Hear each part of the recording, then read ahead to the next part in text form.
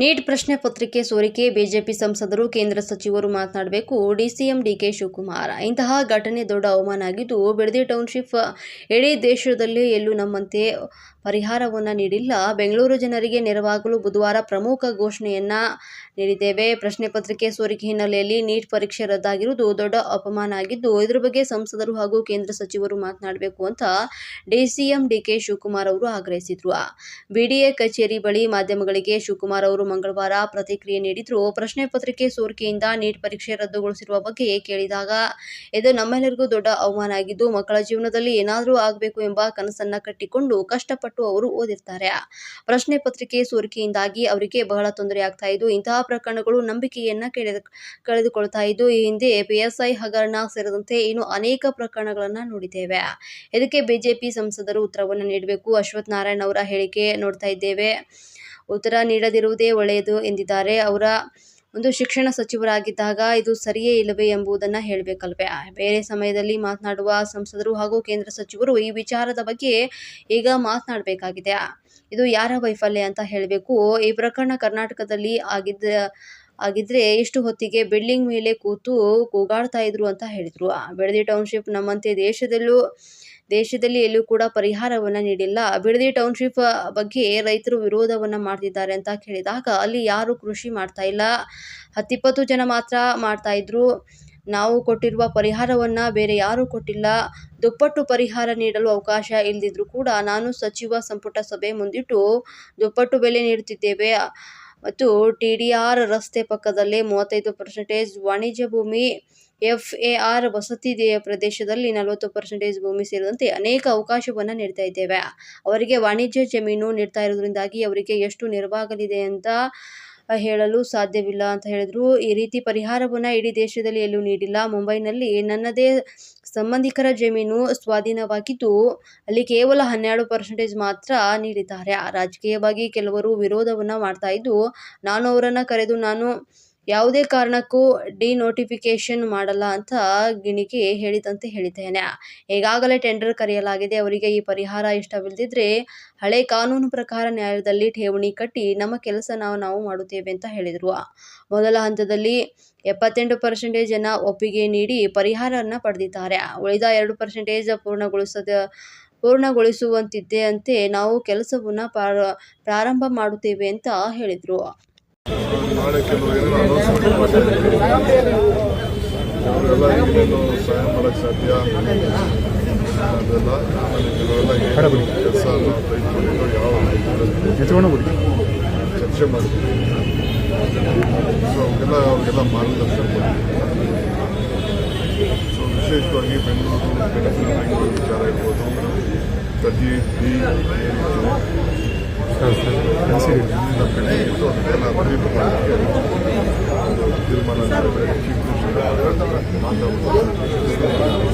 ಆರನೇ ಗ್ಯಾರಂಟಿ ಅನ್ನೋಂಥದ್ದು ಚರ್ಚೆಗಳು ಬಹಳ ದೊಡ್ಡ ಪ್ರಮಾಣದಲ್ಲಿ. 6ನೇ ಗ್ಯಾರಂಟಿ, ಭೂ ಗ್ಯಾರಂಟಿ ಸರ್, ನೀಟ್ ಎಕ್ಸಾಮ್ ಪರೀಕ್ಷೆ, ನೀಟ್ ಎಕ್ಸಾಮು ನಿಜವಾಗ್ಲೂ ನಮಗೆಲ್ಲ ದೊಡ್ಡ ಅವಮಾನ. ಒಬ್ಬ ಮಕ್ಕಳು ಭಾಳ ಕಷ್ಟಪಟ್ಟು ಓದಿರ್ತಾರೆ, ಶ್ರಮಪಟ್ಟು ಏನೋ ಅವ್ರ ಜೀವನದಲ್ಲಿ ಒಂದು ಕನಸು ಕಾಣ್ತಾ ಇರ್ತಾರೆ, ನಾವೇನಾದ್ರು ಆಗಬೇಕು ಅಂತ. ಈ ರೀತಿ ಇದೆಲ್ಲ ಲೀಕ್ ಆಗೋಯ್ತು ಅಂದರೆ ಅದೇ ಆಗಲಿ, ಎಲ್ಲೇ ಲೀಕ್ ಆಯಿತು ಅಂದರೆ ಇದು ಭಾಳ ಅವಮಾನಕರವಾದಂಥ ಪ್ರಶ್ನೆ. ಆಮೇಲೆ ನಂಬಿಕೆನೇ ಹೋಗ್ಬಿಡ್ತದೆ.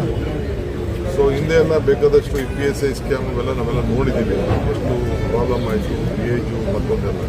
ಸೊ ಈಗ ಎಲ್ಲ ಕಷ್ಟಪಟ್ಟು ಓದಿರೋರಿಗೆ ಇದು ಸಮಸ್ಯೆ ಆಗಿದೆ. ಕೂಡಲೇ ನಿಲ್ಲಿಸಿದ್ದಾರೆ ಅಂತ ಹೇಳಿ ನಾನು ಮಾಧ್ಯಮದಲ್ಲಿ ನೋಡಿದೆ. ಬಟ್ ಇದು BJPಯವರು ಎಲ್ಲ MP ಇದಕ್ಕೆ ಉತ್ತರ ಕೊಡಬೇಕು, ಹೇಳಬೇಕು MP ಇದೇನು ಕರೆಕ್ಟಾ ಏನು. ನಾನು ಅಶ್ವಥ್ ನಾರಾಯಣ ಮಾತಾಡ್ತಾ ಇದ್ದು ನೋಡ್ತಾ ಇದ್ದೆ, ನಾವು ಕ್ಯಾನ್ಸಲ್ ಮಾಡಿರೋದು ಒಳ್ಳೇದು ಅಂತ ಹೇಳ್ತಾ ಇದ್ದಾರೆ. ಬಟ್ ಅವರು ಎಜುಕೇಷನ್ ಮಿನಿಸ್ಟರ್ ಆಗಿದ್ದವರು ಇದು ನಡೆದಿದ್ರೆ ಸರಿನಾ ಇಲ್ಲ ಅನ್ನೋದು ಹೇಳಬೇಕು, ಇದು ಖಂಡಿಸಬೇಕು. ಅವರು ಖಂಡಿಸ್ತಾ ಇದ್ದಾರೆ. MP ಬೇರೆ ಟೈಮಲ್ಲೆಲ್ಲ ಮಾತಾಡ್ತಾರಲ್ಲ, ಅಲ್ಲಿ MPSಸಿಗೆ ಅದ್ರ ಬಗ್ಗೆ ಮಾತಾಡಬೇಕು, MPS ಮಾತಾಡಬೇಕು, ಸೆಂಟ್ರಲ್ ಮಿನಿಸ್ಟ್ರು ಮಾತಾಡಬೇಕು. ಇದು ಸರ್ಕಾರದ ಯಾರ ವೈಫಲ್ಯ ಇದು ಅನ್ನೋದನ್ನು ಅವ್ರು ಹೇಳಬೇಕು.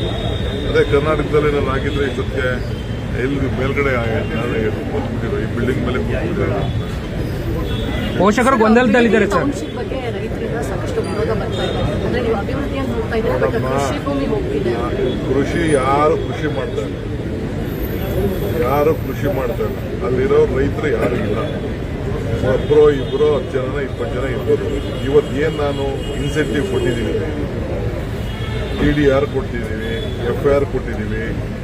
ಡಬಲ್ ರೇಟ್ ಕೊಡೋಕ್ಕೆ ಕಾನೂನಲ್ಲಿ ಅವಕಾಶ ಇಲ್ಲದೆ ಹೋದ್ರು ಕೂಡ BD ಆ್ಯಕ್ಟ್ನಲ್ಲಿ ನಾನು ಅದನ್ನು ಕ್ಯಾಬಿನೆಟ್ ತಂದು ಸ್ಪೆಷಲ್ ಕೇಸ್ ಆಗಿ 2007ರಲ್ಲಿ ಅಡ್ಮಿಷನ್ ಆಗಿತ್ತು ಅಂತೇಳಿ ನಾನು ಡಬಲ್ ರೇಟು ಮಾಡ್ತಾ ಇದ್ದೀನಿ. ಸೊ TDR ಆಮೇಲೆ 35% ರೋಡ್ ಪಕ್ಕದಲ್ಲೇ ಅವ್ರಿಗೆ ಜಾಗ ಕೊಡ್ತಾ ಇದ್ದೀನಿ.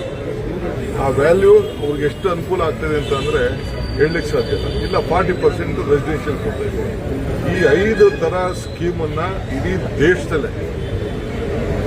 ದೇಶ ಹೇಳ್ತಾ ಇದ್ದೀನಿ, ಎಲ್ಲೂ ಕೂಡ ಇಷ್ಟು ಅವಕಾಶ ಕೊಟ್ಟಿಲ್ಲ. ಈಗ ಮುಂಬೈ ನಮ್ಮ ರಿಲೇಟಿವ್ಸ್ ಜಮೀನು ಹೋಗಿದೆ, ಬರೀ ಅಲ್ಲಿ 12% ಕೊಡ್ತಾರೆ. ಬರೀ 12% ಕೊಡೋದಲ್ಲಿ ಮುಂಬೈಯಲ್ಲಿ ಹೊಸ ಏರ್ಪೋರ್ಟ್ ಹೋಗ್ತಾರಲ್ಲ, ಅಲ್ಲಿ ಡೆವಲಪ್ಡ್ ಲ್ಯಾಂಡ್ ಅಂತ ಅಂದ್ಬಿಟ್ಟು 12% ಮಾತ್ರ ಕೊಡ್ತಾರೆ, 22% ಕೊಡೋದು. ನಾವು ಆ ರೀತಿ ಮುಂಬೈಯಲ್ಲಿದೆ. ಸೊ ಬೇರೆ ಎಲ್ಲೂ ಕೂಡ ಇಂಥ ಸ್ಕೀಮನ್ನು ನಾವು ಮಾಡಿಲ್ಲ, ಮಾಡ್ತಾ ಇದ್ದೀವಿ. ರಾಜಕೀಯವಾಗಿ ಕೆಲವರು ಜಾಸ್ತಿ ಬೇಕು ಅಂತ ಅಂದ್ಬಿಟ್ಟು ವಿರೋಧ ಮಾಡ್ತಾರೆ. ವಿರೋಧ ಮಾಡೋರೆಲ್ಲ ಮಾಡಲಿ. ನಾನು ಕರೆದು ಅವ್ರಿಗೆಲ್ಲ ಗಿಣಿಗಳ್ದಂಗೆ ಹೇಳಿದ್ದೀನಿ, ಯಾವ ಕಾರಣಕ್ಕೂ ನಾನು ಡಿನೋಟಿಫೈ ಮಾಡೋಕ್ಕಾಗಲ್ಲ, ಯಾವ ಕಾರಣಕ್ಕೂ ನಾನು ಮಾಡೋದೂ ಇಲ್ಲ. ಈಗಾಗಲೇ ಟೆಂಡರ್ ಕರೆದಿದ್ದೀವಿ. ಇಲ್ಲ ಅವ್ರಿಗೆ ಇಷ್ಟ ಇಲ್ವಾ, ಹಳೆ ಕಾನೂನಿದೆ, ಆ ಕಾನೂನು ಪ್ರಕಾರ ಬ್ಯಾಂಕಿಗೆ ಡೆಪಾಸಿಟ್ ಮಾಡ್ತೀವಿ, ನಮ್ಮ ಕೆಲಸ ನಾವು ಮಾಡ್ತೀವಿ. ಕೋರ್ಟ್ಗೆ ಡೆಪಾಸಿಟ್ ಮಾಡ್ತೀವಿ, ನಮ್ಮ ಕೆಲಸ ನಾವು ಮಾಡ್ತೀವಿ. ಈಗಾಗಲೇ 80%, 78% ಫಸ್ಟ್ ಫೇಸಲ್ಲಿ ಈಗಾಗಲೇ ಕನ್ಸೆಂಟ್ ಕೊಟ್ಟಿದ್ದಾರೆ, ದುಡ್ಡು ತೊಗೊಂಡಿದ್ದಾರೆ. 78%, ಇನ್ನು 2% ಕಟ್ಟಬೇಕು. ಆ 2%ಗೆ ನಾಳೆ ಎಲ್ಲ ಹೇಳಿದ್ದೀನಿ ಅವ್ರಿಗೆಲ್ಲ. ಮಾಡಿದ ತಕ್ಷಣ ನಮ್ಮ ಕೆಲಸ ನಾವು ಶುರು ಮಾಡ್ತೀವಿ. ಪೊಸಿಷನ್ ತೊಗೊಂಡು ನಮ್ಮ ಕೆಲಸ ಶುರು ಮಾಡ್ತೀವಿ. ಕೇರಳ CM ಡೆವಲಪ್ಮೆಂಟ್ ಆದಮೇಲೆ ರಾಜ್ಯದಲ್ಲೂ ಆಗುತ್ತೆ ಅಂತ ಹೇಳಿ ಬಾಲಕೃಷ್ಣ ಅವರು ಮತ್ತು ರಾಜಣ್ಣ ಅವರು ಹೇಳಿದ್ದಾರೆ. ಅಂದರೆ ರಾಜ್ಯದಲ್ಲೂ ಒಂದಷ್ಟು ಬೆಳವಣಿಗೆಗಳಾಗುತ್ತೆ ಅಂತ ಹೇಳಿ, ಬದಲಾವಣೆ ರೀಶಫಲ್ ಎಲ್ಲ ಆಗುತ್ತೆ ಅನ್ನುವಂಥದ್ದನ್ನು ಹೇಳಿದ್ದಾರೆ. ಮಾತಾಡೋಣ.